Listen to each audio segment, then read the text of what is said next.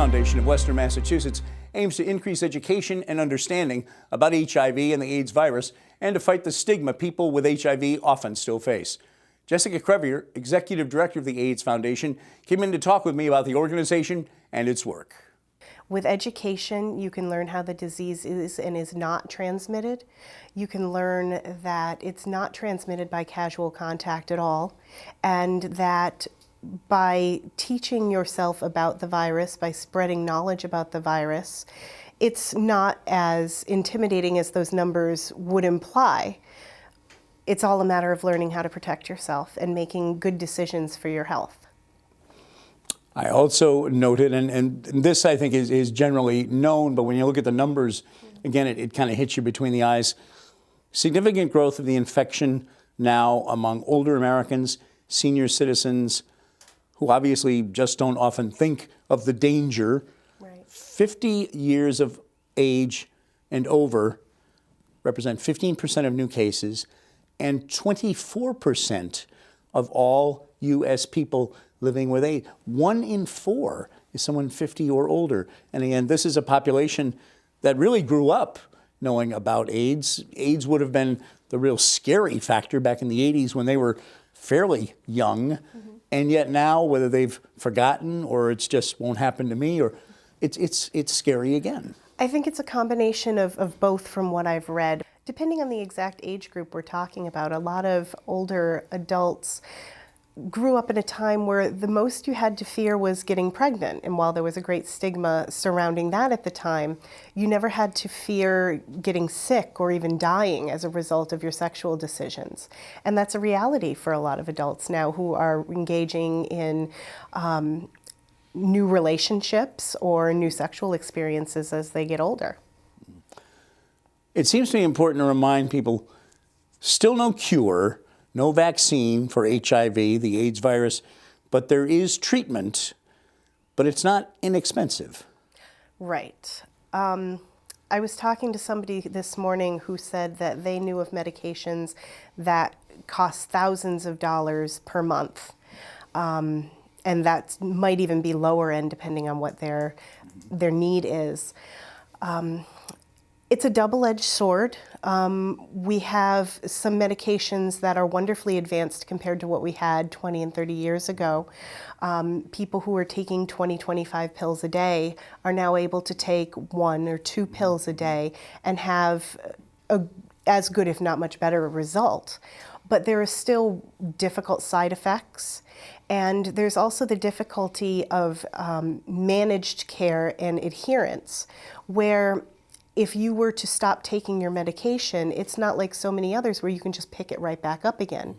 There might not be the same effect as it originally was, or because HIV is such a tricky virus, it might learn to circumvent the medications. And there aren't a ton of medications out there, so there's no real guarantee that you'll be able to find one that works as well once you're unable to take the original. Let's talk about some things AIDS Foundation of Western Mass is doing.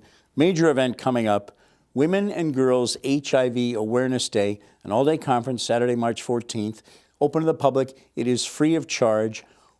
What's the purpose of targeting particularly female population for special attention in this area?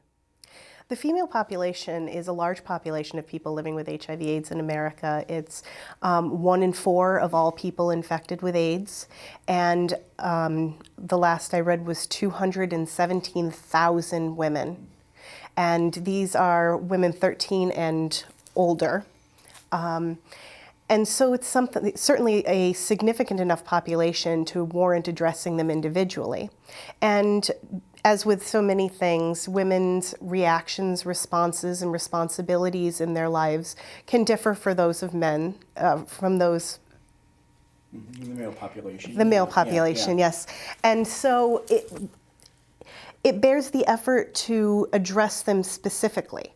And so 3 years ago, this will be our 4th year, we were funded by a grant from the Office on Women's Health, who supports the national event. Mm-hmm.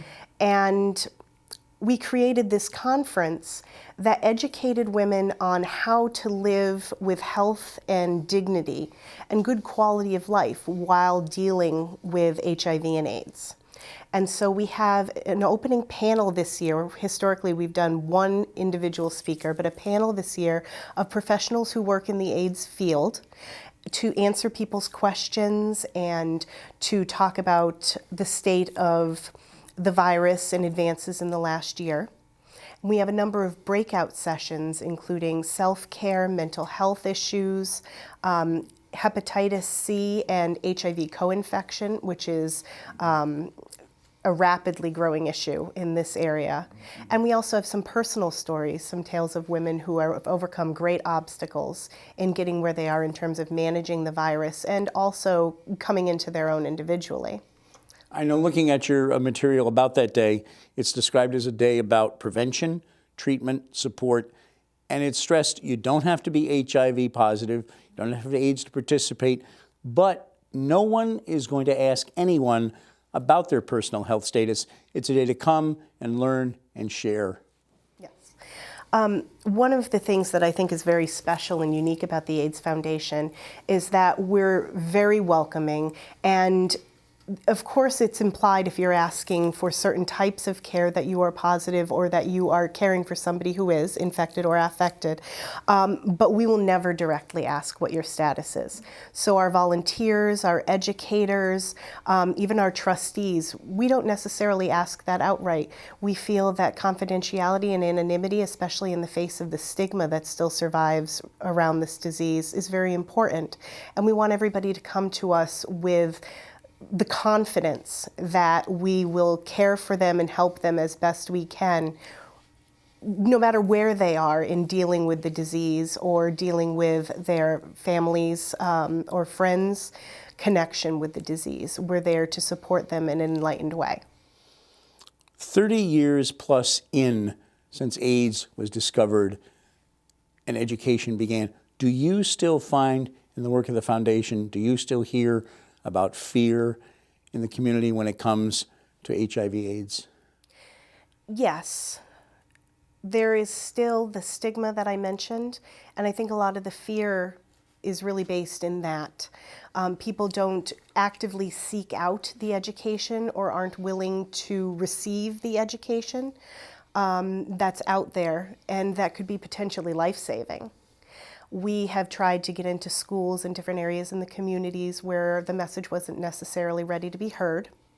And I think that there's fear in that, fear that education will promote promiscuity and dangerous behaviors, which statistically speaking, it will not.